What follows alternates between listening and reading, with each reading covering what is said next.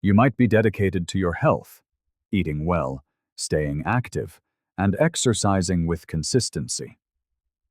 But what if I told you that some of the most common workouts could be quietly increasing your risk of a stroke? It's true. Even exercises that seem perfectly safe, like sit-ups, planks, or certain yoga poses, can become dangerous if you're over 60 and not paying close attention. This isn't about avoiding movement. It's about understanding which movements demand more care. As we age, our bodies respond differently to physical stress. Blood pressure can shift more rapidly, our sense of balance isn't as steadfast, and certain motions can strain your brain, blood vessels, or heart far more than you realize. A quick bend, a sharp twist, or even holding your breath during a workout. These small things can trigger dizziness, a sudden drop in blood pressure, or far worse. I've seen too many seniors fall victim to this. People who believed they were doing everything right for their health. That's why today, I want to guide you through 9 specific exercises that may be putting your brain and body at risk, especially if you have high blood pressure or poor circulation. If you're over 60 or care for someone who is, this information could be a lifesaver. Let me know in the comments. Have you ever felt dizzy or lightheaded after a workout? And don't forget to subscribe to Health 365. We're here to help you move safer, feel stronger, and stay independent for years to come. Now, let's begin with our first hidden danger. An everyday stretch that seems harmless, but can cause a sudden, risky drop in blood pressure. Let's start with something incredibly common. Bending forward quickly from a standing position. You know the motion. Reaching to pick something up from the floor, or tying your shoe in a hurry. It feels like nothing, right? But for older adults, this single, simple movement can set off a dangerous chain reaction inside the body. When you bend forward rapidly, especially without bracing yourself or bending your knees, blood rushes to your head. In younger people, the body's systems adjust almost instantly. But as we age, our cardiovascular system doesn't compensate as quickly. That sudden shift can cause a sharp drop in blood pressure, what doctors call orthostatic hypotension. The result? You feel dizzy, lightheaded, or you might lose your balance entirely. Some people even black out, and if you hit your head on the way down, the danger multiplies. A study in the Journal of the American Geriatrics Society confirmed that older adults are significantly more prone to blood pressure drops after rapid changes in position. This isn't just a minor inconvenience, it's a known risk factor for both stroke and head injury. I remember speaking with a gentleman who tripped in his garage while reaching for a box. He bent forward too fast, got dizzy, and fell, ending up with a concussion. All from what felt like an everyday movement.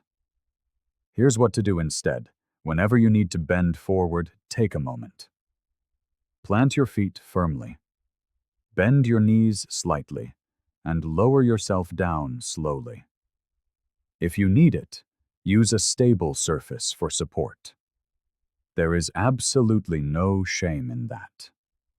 Now let's move gently from the floor to something a bit higher up. Your neck. Because what you do with it might surprise you even more. Have you ever tried to loosen a stiff neck by giving it a quick twist or rolling it side to side rapidly? It might feel good in the moment, like you're shaking off tension, but this can be far more dangerous than you think. You see, running through your neck are 2 crucial arteries called the vertebral arteries. They supply blood directly to the parts of your brain that control balance and coordination. When you whip your neck around too quickly, or with too much force, you can actually compress or even slightly tear those arteries. This isn't just uncomfortable, it can severely reduce the flow of oxygen-rich blood to your brain. There was a case reported in the New England Journal of Medicine where a man in his 60s suffered a stroke just minutes after rapidly twisting his neck during a stretching routine. It wasn't a car accident or a fall. It was a simple stretch. That's how delicate these vessels can become as we age. I met a woman at a senior center who used to do vigorous neck rolls every morning. After a few weeks, she started getting dizzy spells and even blurred vision. Her doctor traced the symptoms back to those movements. She switched to gentler, slower head turns, and the symptoms vanished. So here's the better way. Always move your head slowly and deliberately. No jerking, no snapping motions. If your neck feels stiff, try a warm compress or very gentle stretches. Even better, get it checked by a physical therapist who understands the vascular risks that come with age. Ready to hear about something many people believe is making them stronger, but could be straining their brain instead? Let's talk about weights. Weightlifting can be a fantastic way to maintain strength and independence as we age, but only if it's done safely. One of the most overlooked dangers is lifting weights that are simply too heavy, or worse, holding your breath while you do it. When you lift a heavy object and instinctively hold your breath, you're performing what's called the Valsalva maneuver. This action causes the pressure inside your chest and head to spike dramatically. Your blood pressure can shoot up, placing intense strain on the arteries in your brain. For older adults, especially those with high blood pressure or weaker blood vessels, that sudden surge can be enough to trigger a stroke or even cause a vessel to rupture. In fact, a study from the American Heart Association showed that sudden blood pressure spikes during heavy lifting were linked to an increased risk of brain hemorrhages, particularly in older gym goers. I once heard from a retired firefighter who was staying active at his local gym. One day, he decided to challenge himself with a heavier barbell. Mid-lift, he felt a rush to his head, grew dizzy, and nearly blacked out. His doctor later told him he had dangerously spiked his blood pressure by holding his breath under strain. So here's what you should do. Lift weights that feel challenging, but manageable. And most importantly, breathe continuously. Exhale as you exert the force to lift, and inhale as you lower the weight. If you're ever unsure, work with a trainer who understands how the aging body responds differently to stress. Now, if you've ever tried those upside-down yoga poses for better circulation, the next part might be a real eye-opener. Upside-down yoga poses, like a shoulder stand or headstand, might look graceful and beneficial, but they can be seriously risky, especially for older adults. These poses invert your entire body, sending a powerful rush of blood toward your head. While some believe this boosts circulation, the reality is that it can dangerously increase the pressure inside your skull. When you are in an inverted position, the blood flow to your brain intensifies. If you already have high blood pressure or weaker blood vessels, which is common after 60, that extra pressure can overwhelm your system. The risk isn't just theoretical. Neurologists have documented cases where seniors experienced vision disturbances, severe headaches, and even mini strokes after attempting inverted poses without proper supervision. I remember a woman from a yoga class who proudly practiced shoulder stands every morning. After a few weeks, she started getting pounding headaches and felt a constant pressure behind her eyes. Her doctor warned her that the increased intracranial pressure from those poses was putting her at real risk. She switched to gentler stretches, and her symptoms disappeared. Instead of poses that flip you upside down, try a simple legs up the wall pose. It's a calming alternative that supports circulation without the danger. And always let your instructor know about any medical conditions before starting a new routine. They can suggest modifications that work with your body, not against it. Now that we've looked at the risks of going upside down, let's take a jog forward, literally. Because when you exercise can matter just as much as how you do it. Evening workouts can feel peaceful.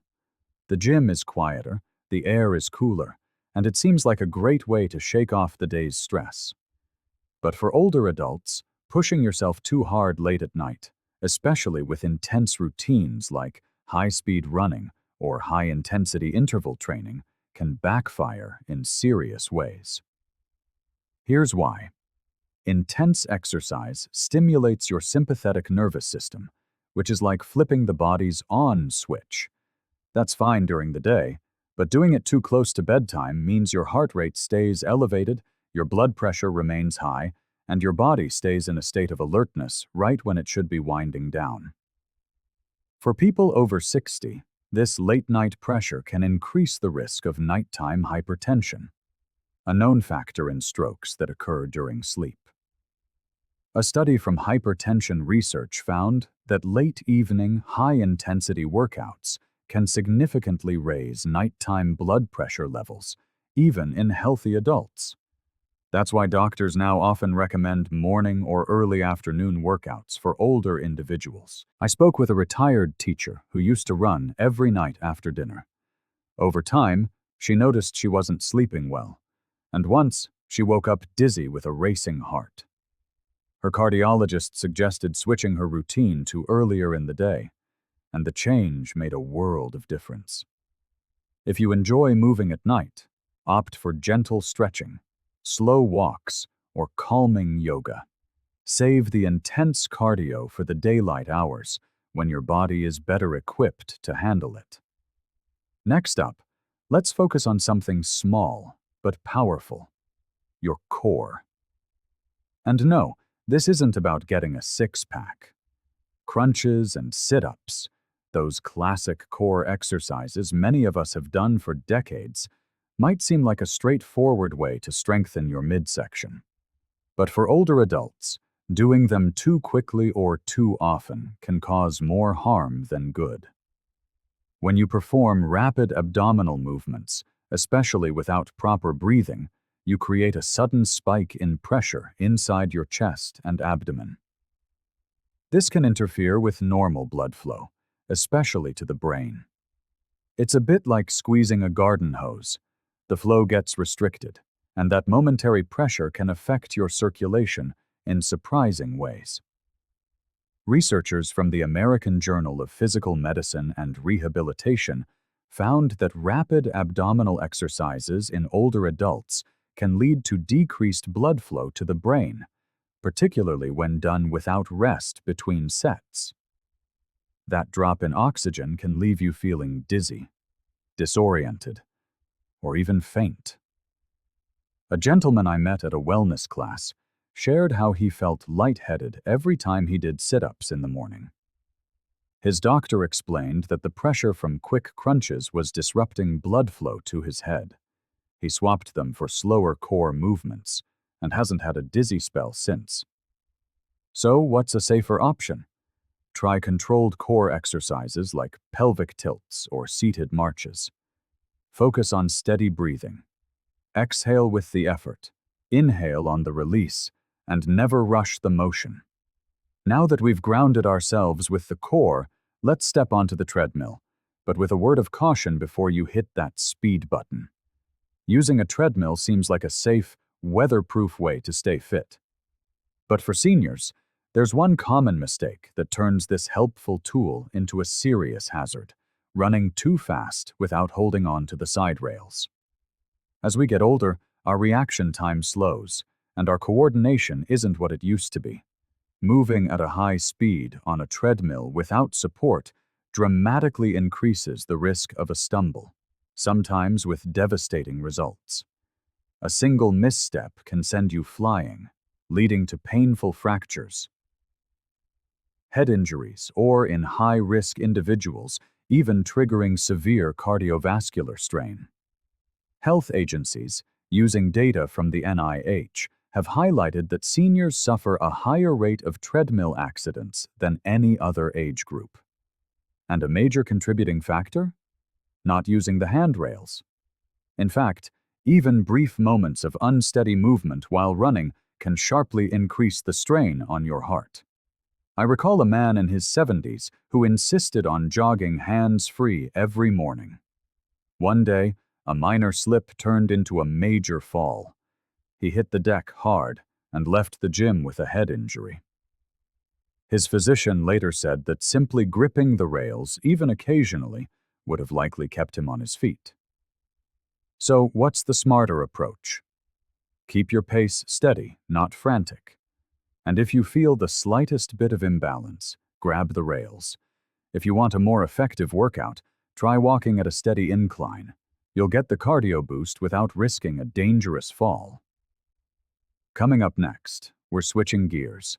This time, it's not speed that's the problem. It's stillness. Let's talk about the plank. Planks are praised as one of the best full-body exercises. They build strength, improve posture, and require no equipment. But holding a plank for too long, especially while holding your breath, can place a silent, dangerous pressure on your cardiovascular system. When you're in a plank, your muscles are working intensely to stabilize your entire body. That effort increases the pressure inside your abdomen and chest. If you're also holding your breath, which many people do without even realizing it, you're cutting off a steady flow of oxygen and raising your blood pressure at the same time. It's like tightening a valve that your heart has to struggle to push against. The Journal of Strength and Conditioning. Research published findings showing that holding your breath during isometric exercises like planks caused significant spikes in blood pressure, even in fit older adults. Over time, or even during a single long hold, this can stress your heart and reduce blood flow to the brain.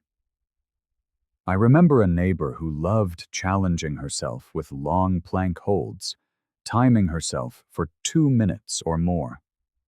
But she started experiencing chest tightness and headaches after each session. Once she started taking slow, deliberate breaths and cutting her hold time in half, those symptoms stopped completely. So if you enjoy planks, that's great. Just modify them. Aim for shorter durations with proper breathing. Try 20 to 30-second holds with deep and steady inhales and exhales. And always, always listen to your body. Now, we'll shift one last time and stand back up, because our next movement involves something you probably do every day without a second thought. Standing up and sitting down sounds simple enough. We all do it dozens of times a day. But doing it too quickly, especially in repetition, like during squats, can catch your body off guard and lead to a sudden drop in blood pressure.